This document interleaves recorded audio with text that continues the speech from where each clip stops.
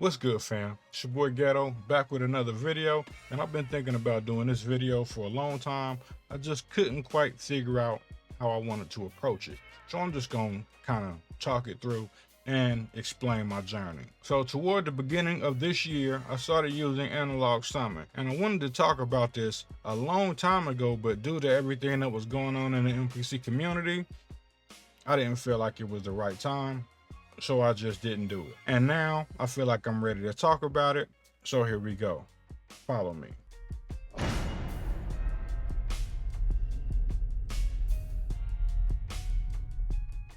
All right, let's start from the beginning. For a very long time, I have been using Focusrite Scarlett interfaces, and I have grown very used to them and very accustomed to the way that they sound. I started with the Focusrite 18i8 Generation 2. I later got the Generation 3 version of that, and then I moved up to the Scarlett Focusrite 18i20. I was very happy with these line of interfaces. I'm pretty much a loyalist. When I get something that works pretty good for me, I'll keep getting the newer versions of it as they come. And for a long time, I was very happy with the Scarlett interfaces. Now, what made me want to move away from the Scarlett interfaces is because I decided to get a summing mixer. Now, the summing mixer that I chose to get was the Dangerous 2-Bus Plus. I had been researching it for a long time. I always heard a lot of good stuff about it. So one day I just had to pull the trigger on it. Now, once I got the Dangerous 2-Bus Plus and I was trying to get everything hooked up, that's where I started to come into problems trying to use the Scarlett Focusrite 18i20. It wasn't the sound quality. I was pretty happy with the sound quality. What I didn't like about the Focusrite 18i20 was the routing capabilities. It didn't allow me to get all of the inputs routed the way that I wanted to in order to be able to use the Dangerous 2-Bus Plus. Therefore, the addition of the Dangerous 2-Bus Plus sent me on a mission to find a better audio interface that would support my needs and what I was looking for in routing capabilities. You know, I looked around for a while, looked at a bunch of different interfaces, and the one that I landed on ultimately was the Apollo X8. It had all of the routing features I needed, plus some extras with the DSP and running internal plugins through it and all of that good stuff. And although I did switch out my Scarlett 18i20, the Apollo X8 still paired up nicely with my Claret Octopre that I've been using for an additional 8 inputs through ADAT. So that worked out pretty well. Now, in the setup, I gotta be honest, I did come up with some issues along the way. Shout out to Masada and Touchtone for helping me out working my way through those issues, because I did talk to those guys pretty extensively when I was trying to get everything set up. And it turns out that a lot of the issues that I was having was because I was using less than ideal cabling. What I had to do to fix the majority of my issues was buy some heavy duty professional cables. They were fairly expensive, but that solved a lot of the problem I was having. Now, I never noticed any of those issues using the Scarlett interface, but when you're using higher quality gear, that stuff jumps out in your face immediately. And that being said, as I was upgrading things, there is a price to it. If you want higher quality gear, you're gonna have to pay for higher quality cable to get higher quality sound. It's hand in hand. So if this is something that you're looking to do or you're thinking about doing, be prepared to save up some money, because you're gonna have to cough it up. As I've said in the intro, I have been mixing all of my beats in analog and then re-recording it back in and then manipulating what I have after that. It sounds a little complicated, and it could be. I can try to simplify it for you as much as possible, and I'll kind of show you the basics of what I've been doing. All right, so right here we have a basic beat that was created using Masada Cycle Kit 7. This is drum program 15. Made a quick little pattern with it, so I think it's pretty decent, but this is going to be the example program.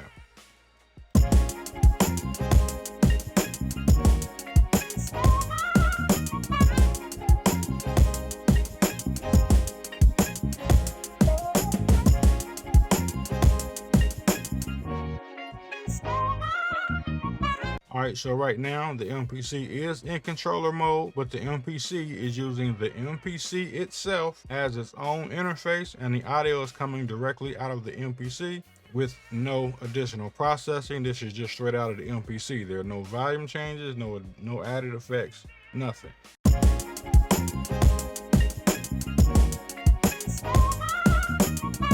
Now, what I'm going to do is go into the software and change the audio interface from the MPC to the Apollo X8.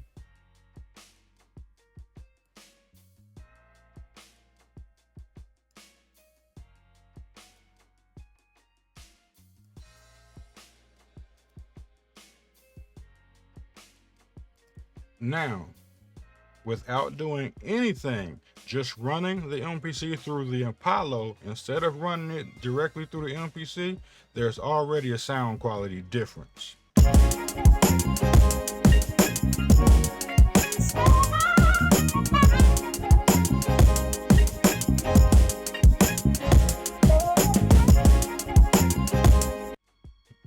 Sounds a lot more punchy, a lot louder, a lot fuller. I haven't done anything to it outside of just switching the interface from the MPC itself to the Apollo interface. All right, before we continue, I want to let you know that you can also do this with the MPC-1, the MPC Live 2, and even the MPC Key 61 in different variations. And there's two ways that you can do it. Now, with the Live 2, if you want to use direct output, it only has 6 outputs right here. So you can run these 6 outputs to 3 stereo devices or 3 mono outputs. And then you would have to run the outputs from that analog device back into here to get the audio back into the MPC. Also, you can hook up the MPC directly to any class compliant audio interface or a class compliant mixer and do basically the same thing that I'm explaining right now. Both options will probably work, but I'm going to say go with the one that has the most outputs and inputs for you. There may be differences depending on what type of audio interface you're using and your MPC. Your MPC may have more outputs and inputs than your audio interface, depending on what interface it is, or vice versa. So go with the one that has the better options. Also, now that I'm using the Apollo as an interface, I can also use all of the routing capabilities from within the Apollo to send the sound elsewhere and back in. So what I'm going to do now is I'm going to go into the audio track of the MPC. And this is kind of going to be for monitoring. So we're going to go to the audio track and I'm going to change the input to input 7 and 8 on the Apollo, which is the return from the Dangerous 2-Bus Plus. I'm going to leave the output alone. The output is still going to go to the master output of the Apollo, and I'm going to turn the monitoring to in. So now when I send sound out to the Dangerous 2-Bus Plus, it's going to come back in on the audio track and we're still going to hear it. Now I'm going to go back to the MIDI track.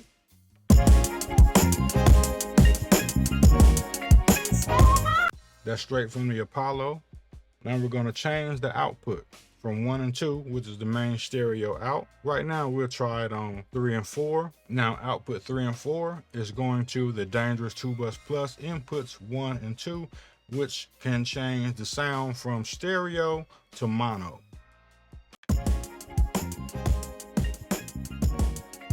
You also notice a sound difference. It sounds lower, but that is because I have everything on the Dangerous 2-Bus Plus turned off.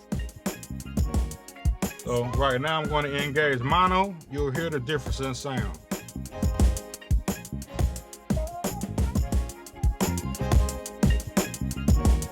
Mono is on. Mono is off.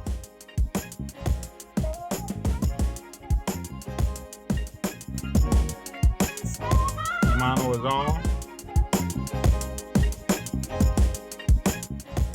Mono is off. And again, all of the processing in the Dangerous 2-Bus Plus is turned completely off. I can definitely make the sound louder because I know it's a lot lower than what it was coming directly out of the Apollo. So we'll engage them.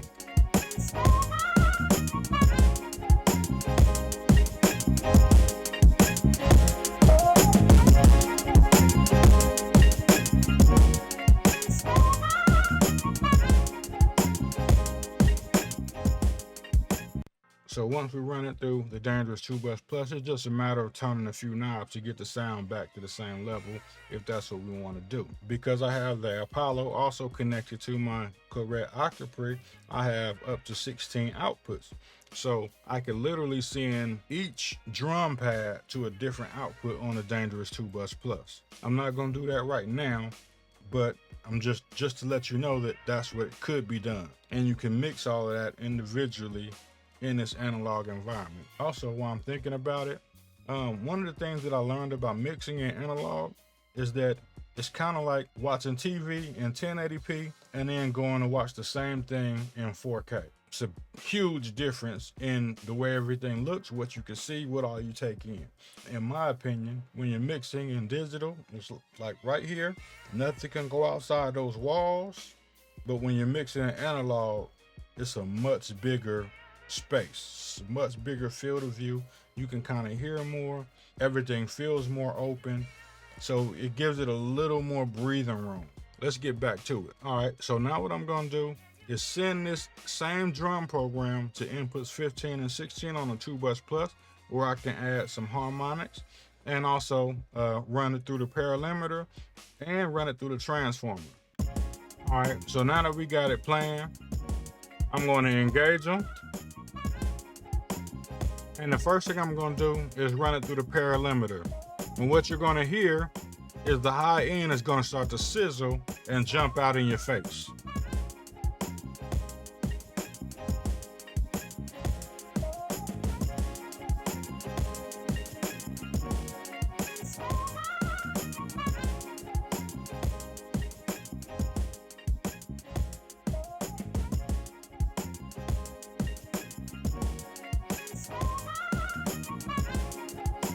Disengage it.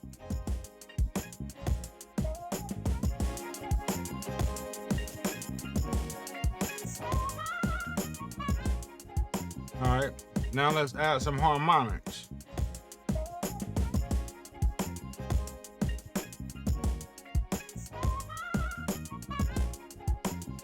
With this one, you start to hear the low end get a little crunchy, a little more weight is added to the low end.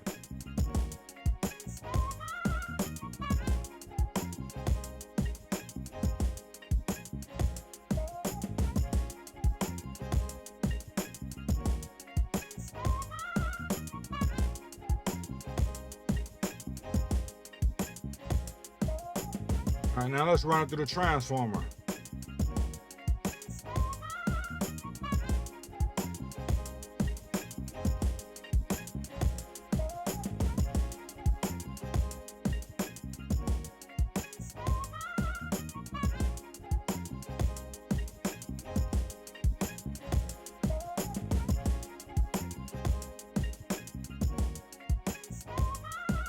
This stuff is almost like magic to me. Now let me put it where I kind of want this beat to sit at.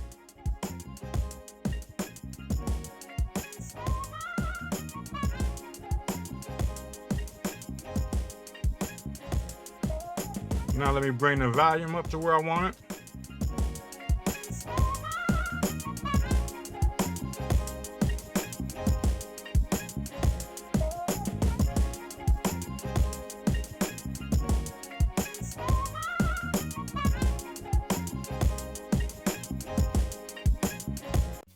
Now that I have this set where I want it, this is what I've been doing with that audio signal. Let's go back to the audio track, and we know that we have it set to in.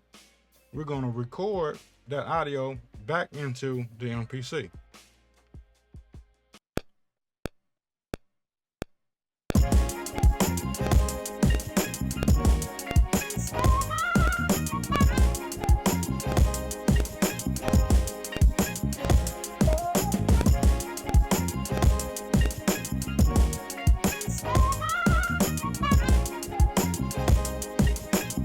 All right, now that we got that recorded into the MPC, we're gonna take the monitoring off, turn that back off because we don't need it no more, or at least for right now. We're gonna solo this audio track, and now we're gonna play it, and the only thing you're gonna hear is what we just recorded from the 2 Bus Plus.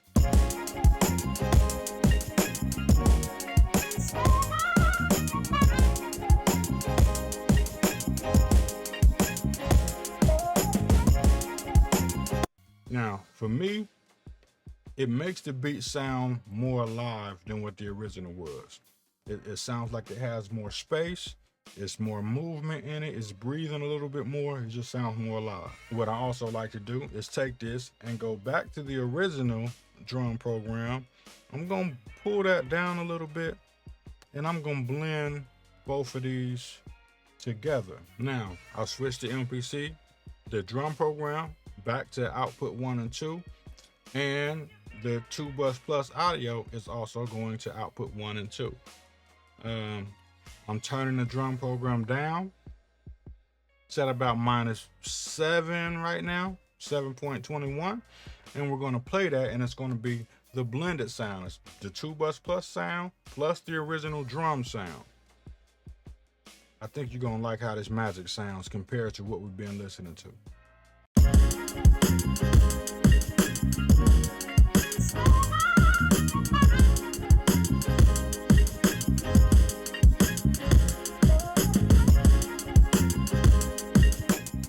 Now, this is just the original MPC sound.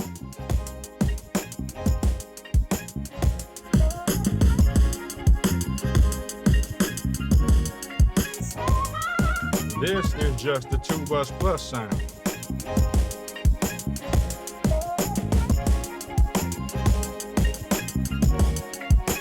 And this is both of them.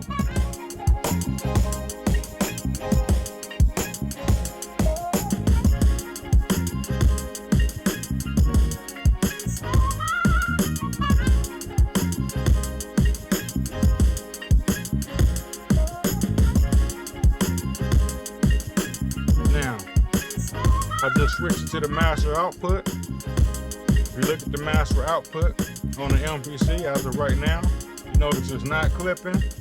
This beat is sounding hard, it's sounding punchy, and it sounds alive. It sounds really, really alive.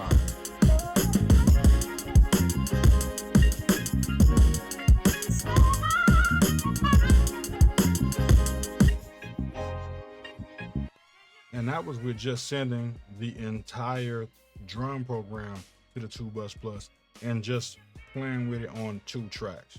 I could separate all this out and send all 16 pads to different inputs on the 2 bus plus and adjust them accordingly as well. I just wanted to simplify it for this video. Also, now that I got this down, we got the background track for the 2 bus plus and then the original track. I'm gonna change up the sample on the original track a little bit just to make it move around even more. So let's go ahead and do that now.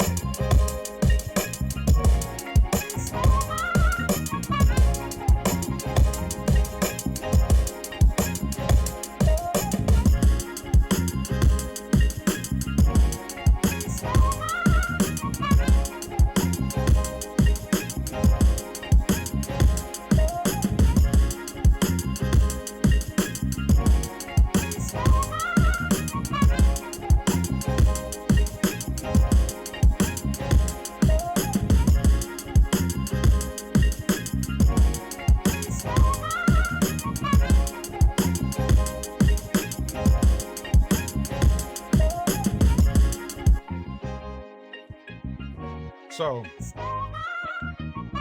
that's pretty much all I got for this video. I hope you enjoyed it, and maybe I'll do a video in the future talking a lot more about sound routing and how to get the inputs and outputs to go where you want them to go. That's a bit more complicated. Maybe sometime soon. Oh snap.